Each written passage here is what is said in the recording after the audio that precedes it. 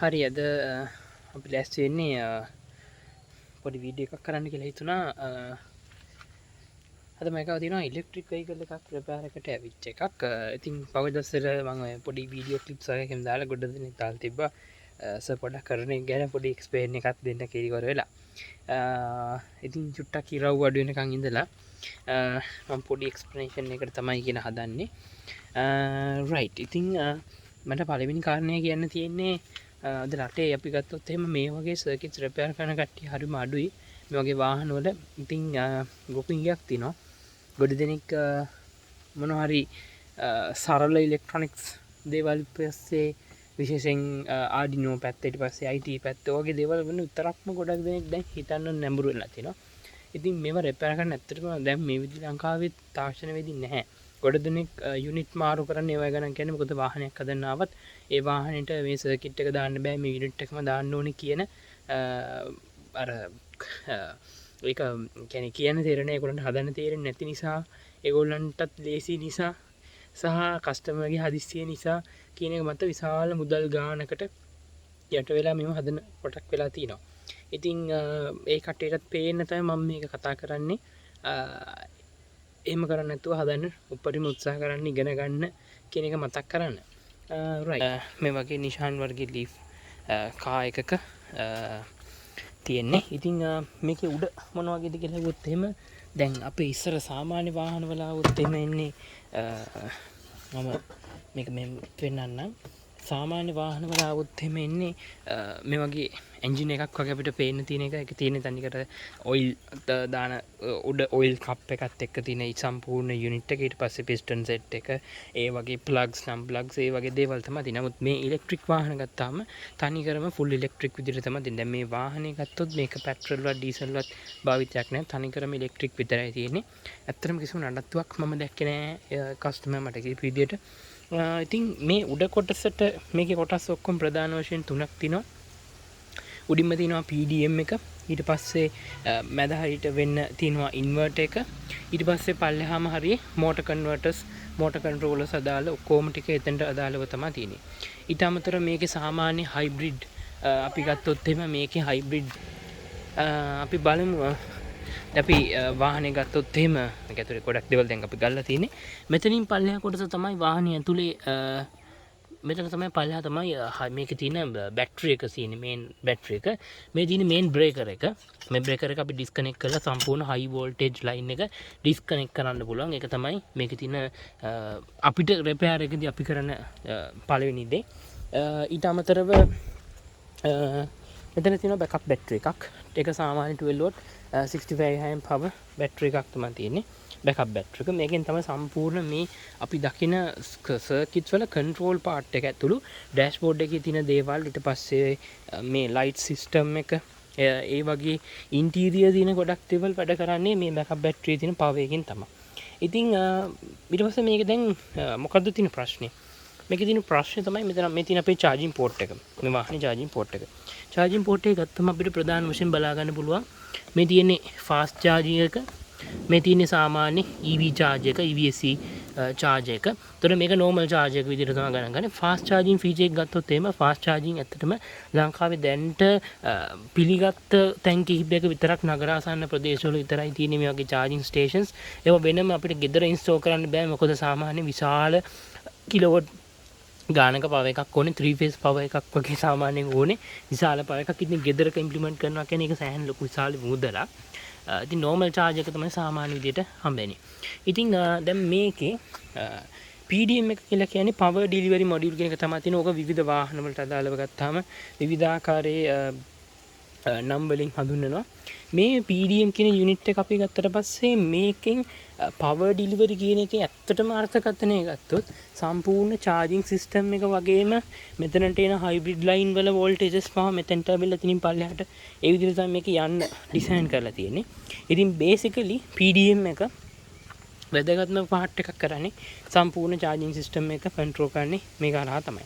ඒතර මේ තමයි first මේකේ පළවෙනි කොටස. ඊට පස්සේ මේකේ මේ ඇන සෙට් එක ගලවට පස්සේ යට තියෙනවා inverter system එක, ඊට පස්සේ motor control system එක. ඔය ආශ්‍රිත දේවල් තමයි මේක සම්පූර්ණයෙන් යටට යනකම් බලාගෙන තියෙන්නේ.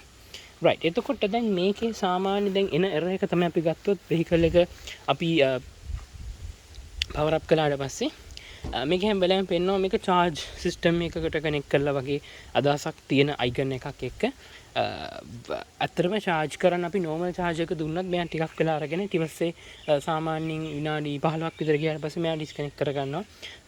මේකට හේතුව ඒගොල්ලෝ දක්වන්නේ වාහනේ charging fast charging system එක නැත්නම් quick charge කියලා මේගොල්ලන් කියන්නේ. quick charge එකේ voltage detection එකක් තමයි මේක අපි ස්කෑන් කළාම DTC එක හරහා ස්කෑන් කළාම අපිට දකින්න හම්බුනේ. එතකොට එතකොට දැන් මම මෙතන charge unit එක ගලවලා තියෙනවා basically right. මම මේ විදිහට අයින් කළොත් මේ ටප් එක මෙතන right. මෙතන අපි ගත්තට පස්සේ මේ විදිහට අපිට ආවරණය කළ ඔක්කොම කරලා ඉන්නේ. මේක අපි ගත්තට පස්සේ මෙතනින් පේන normal charge trunk line එක යනවා. ඊට පස්සේ fast charge එකේ positive minus ඒ ටික සහ data line එකක් විදිහට එන line ටික ඔක්කොම මෙතනින් මේ පැත්තට ගිහිල්ලා මෙතනින් අපේ කෙලිම distribution board හරහා relay converters හරහා මෙතන තියෙන main junction box එක හරහා මාරු වෙලා යනවා බලා ගන්න පුළුවන්කම තියෙනවා. ඊට අමතරව ගත්තට පස්සේ දැන් මෙතන fast charge එකේ එන සම්පූර්ණ wires අරන් එන්නේ මෙන්න මෙතන තියෙන කෙලිම junction box එකට තමයි අරන් ඉන්නේ. මේ junction box එක කියන්නේ මෙතන සාමාන්‍ය විදියටම relays දෙකක් use කරලා දෙනවා Omron brand එකේ. ඒ relays හරහා තමයි fast charge එකේ positive negative කියන switch line දෙක ගානට disconnect කරන්නේ. එතකොට ඒක ඇතුළට අරගන්නවා. ඊට පස්සේ ඒක සාමාන්‍ය විදියට charging delivery පැත්තට අදාළ කරන විදියට back to back converters තියෙන මේ අපි පාවිච්චි කරන විදියට ඒ converters හරහා තමයි battery එක recharge කිරීම ආරම්භ වෙන්නේ. එතකොට මෙතන මම මේ කොටස අයින් කරාට පස්සේ ඔයගලන්ට පේන ඇති ලස්සන ඉලෙක්ට්‍රොනික ඩිසයින් එකක් තමයි තියෙන්නේ. ඒක හරිම really nice. ඉතින් ඉගෙන ගන්න කෙනෙකුට ඉගෙන ගත්තොත් කරන්න වැඩ ගොඩාක් තියෙනවා කියලා කිව්ව හැකි. කොයිතරම් දේවල් තියෙනවද කියලා මේ දේවල් වල ඇත්තටම රිපෙයාර් කරනගෙන හරිම සුන්දර දේවල්. මොකද තාක්ෂණික වශයෙන් ගත්තත් මේ වාහන වල පාවිච්චි කරලා තියෙන තාක්ෂණ ක්‍රම අපිට තව තවත් වැඩි දියුණු කරන්න හදන්න රිපෙයාර් කරන්න විතරක්ම නෙමෙයි නැව දියුණු කරන්නත් අපිට හැකියාව තියෙනවා. ඉතින් මේ තියෙන main control unit එක මේකට තමයි IDs ඔක්කොම එන්නේ. මෙතන normal charge එකේ සම්පූර්ණ අපේ normal charge එකේ ID කරන data signals ටික ඊට පස්සේ fast charge එකේ data signals ටික ඔක්කොම වගේ මෙතනට තමයි එන්නේ. මෙතනින් තමයි analysis කරලා ගන්නෙ කොහොමද වෙන්නේ කියලා. ඊට අමතරව මෙතන යට පල්ලෙහාට යනකොට තවත් එක එක power delivery අදාළ කරන දේවල් තියෙනවා, conversions තියෙනවා. ඒ වගේ දේවල් තියෙනවා 230 පැත්තේ එන line එකක් තියෙනවා. ඒ line ඒවා ඒ controllers ඔක්කොම වගේ එන්නේ මෙතෙන්ට තමයි. මේ පැත්තෙන් එන normal charge එකේ line උනත් ගත්තොත් එහෙම ඒ විදිහට තමයි තියෙන්නේ. ඉතින් සාමාන්‍ය විදිහට EMI filters පාවිච්චි කරලා තිනවා. පේනවා. ඒ වගේම gas filters මේ තනිකර 230 පැත්ත. ඒක තමයි මෙතන තියෙන main තියෙන්නේ. 230 පැත්ත මෙතනින් එන්නේ. මේ පැත්තෙන් fast charge එකේ පැත්ත. ඒ දෙමල් තමයි මේකේ තියෙන්නේ. එතකොට දැන් මේකේ ඒක ගැන කල්පනා කරලා බලනකොට මෙතන තියෙනවා සාමාන්‍ය විදිහට voltage sensor එකක් තමයි මේකේ එන්නේ එක. මම සාමාන්‍ය brief idea එකක් ඔයගලන්ට දෙන්නේ. ලොකු දෙයක් කිව්වා කියලා එකපාරට කියන්නත් බෑ. මොකද මෙතන තියෙන දේවල් එක මේකේ එන දේවල් එක ගත්තාම ඔයගලන්ට කිසිම පැහැදිලිතාවයක් නැහැ මේ මොකක්ද කියලා. මොකද වීඩියෝ එකකින් පැහැදිලි කිරීම හරිම අපහසු නිසා දෙකෙන් දකින්න නැතුව කියන්න බැරි නිසා. ඉතින් මේක ගත්තට පස්සේ මෙතන තමයි main positive negative quick charge port එකේ line දෙක අරන් ඇවිල්ලා detect කරන voltage sensor එක තියෙන මේ තියෙන voltage sensor එක මම disconnect කරගත්තොත් මේ තියෙන voltage sensor එක detect කරන card එක බැලුවටම හරිම සරල ඩිසයින් එකක් තමයි පේන තියෙන්නේ. ඊට අමතරව මෙතන මේ අපේ Omron relays දෙක quick charge board එකේ relays දෙක control කරන circuit එක විදිහට මේක හඳුන්වන්න බෑ. මේක නිකන් bypass එකක් විතරයි. මේ line දෙකට relay දෙක connect වෙලා තියෙනවා. ඊට අමතරව මෙතන high voltage down කරන්න හදපු voltage divider system එක හදලා තියෙනවා. opto couplers දෙකක් use කරලා තියෙනවා. ඒවත් ඔක්කොම vehicle grade එකේ ඒවා තමයි පාවිච්චි කරලා තියෙන්නේ. ගත්තට පස්සේ ඉතින් හරිම ලස්සන ඩිසයින් එකක්. අපි කොහොම කරත් මහා ලොකු දේවල් කතා කරත් කෝටි ගණන් වල වාහන උනත් මේ ටෙක්නික්ස් ගත්තාම හරිම සරලයි. බේසික්ස් ඉගෙන ගත්ත කෙනෙකුට මේක ඇත්තටම අත ගන්න පුළුවන් දන්න සරල දැනුම පවා පාවිච්චි කරලා. ඉතින් කොට දෙනේ කම්මැලි වීම තමයි බලන්න තියෙන අද කාලේ ගත්තාම. ඉතින් එතනින් එන ලයින් ටික ඔක්කොම මෙතනට තමයි එන්නේ. මෙතන තියෙන මේන් චිප් එක හරහා තමයි ඇනලිසිස් වෙන්නේ. මේකේ වෙන මේන් විශේෂ චිප් එකක් ඇත්තේ නැහැ. කිසිම මේන් චිප් එකක් ඇත්තේ නැහැ. මේක හරහා තමයි සේරම කමියුනිකේට් වෙන්නේ. ඊට අමතරව මේක හරහා CAN ලයින් දෙක කනෙක්ට් වෙනවා. මේ දේවල් තියෙනවා. ඒ දේවල් තමයි විශේෂයෙන් මේකේ බලන්න තියෙන්නේ. ඉතින් දැන්ට තාමත් සොයමින් පවතින දැන්ට මේ වෝල්ටේජ් ඩිටෙක්ටර් මේ වෝල්ටේජ් ඩිටෙක්ටර් එකෙම නැත්නම් මෙතන තියෙන වෝල්ටේජ් සෙන්සර් එකේ මේන් පාර්ට් එකේ කිසිම අවුලක් නැහැ කියන එක දැන්ට මම ටෙස්ට් කරලා ෆයිනලයිස් කරලා තියෙනවා. නමුත් තාම ලෙඩේ තියෙන කොතනද කියලා තාම හොයාගන්න බැරි වුණා. මේ වාහන වල මොකද එන ලෙඩ අනුව ඒගොල්ලෝ ගොඩක් ඩීටේල්ස් අපිට පබ්ලික් කරන්නේ නැහැ. කොටින්ම ඩේටා ෂීට් එකක්වත් අපිට පබ්ලික් කරන්නේ නැහැ. හරි හමං තිබ්බත් ඒවැ පීටු ගලවලා ආරාමයක් කරලා තියෙන. ඉතින් මේ ජපන්නුගේ හැටි සමහරවිට අපිත් ඉතින් අපි දෙයක් කළොත් අපිත් ඒ වගේ වෙන්න පුළුවන්. ඉතින් ඒ වගේ තත්ත්වයක් තමයි තියෙන්නේ. අවුල් ගත්තට පස්සේ තමත් ඉතින් හොයනවා.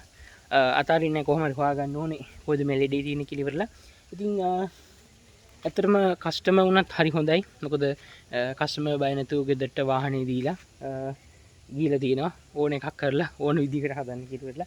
ඉතින් එහෙම විරුද්ධභාවයක් තියෙනින් අපිටත් ලේසි ඇත්තට. මොකද එක පාට කලබල වෙලා මේ යුනිට් එක මාරු කරන්න ඕනේ. අර කියනට වඩා ඒ කස්ටමර් කැමති නම් කමක් නැහැ, හදිසි නැහැ.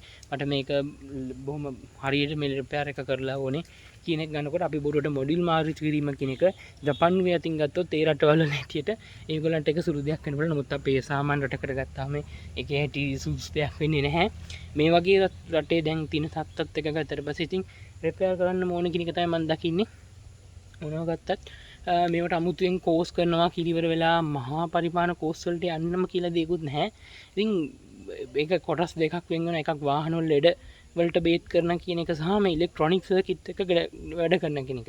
ඉතින් ඉලෙක්ට්‍රික් වෙහිකල් එකක් ගන්නකොට මේ දෙකම තියෙන්න ඕන කියන එක තමයි මගේ තර්කය. නමුත් ඉලෙක්ට්‍රොනික පැත්ත හැම වෙලාවෙම වෙහිකල් රිපෙයාර් කරන ටෙක්නීෂියන් කෙනෙකුට ඒ හැටි ගොඩාක් ලොකුවට ඒකත් එක්ක ඉන්න අමාරුයි. මම දකින්නේ ඒක තමයි. ඉතින් බොහොම මෙසට බොහොම ලස්සන කාලයක් ගත කරමින් ඉන්නවා මේ වාහනේත් එක්ක. ඇතුළ තව කොහොම වෙයිද දන්නේ නැහැ. කොහෙ ගලවන්න වෙයිද, කොහෙ ලෙඩ තියෙයිද කියන්න බෑ. මේ රේක එන්නේ කොහින්ද කියලා හොයාගන්න ඕනේ. ඉතින් මගේ දැන්ට ඩිසිෂන් එක සමහරක් විට ෆාස්ට් චාර්ජින් පැත්තේ ඇත්තටම ඇක්ටිවේෂන් එකක් වෙලා තියෙනවා වෙන්න පුළුවන්. නැත්නම් චාර්ජ් එක ඩිටෙක්ට් කරන තැන මේන් ට්‍රංක් ලයින් එකේ මොන හරි වෙලා තියෙනවා වෙන්න පුළුවන්. ඒ වගේ දේවල් ටිකක් තමයි හිතෙන්නේ. හොයන විදියකුත් නැහැ. සහ ගෙදරට අපිට ක්වික් චාර්ජ් පෝට් ස්ටේෂන් එකක් ගේන්නත් බෑ. විශාල වියදමක්. සහ ගෙදර ඇත්තට පව එකක් නැහැ. අපි කොහොමද ගෙදරකට එහෙම ගන්න. ඉතින් ඒ දේවල් ටිකක් තියෙනවා. අපි බලමු කොහොමද වෙන්නේ කියලා ඉවර වෙලා. හරි එහෙනම් බොහොම ස්තුතියි.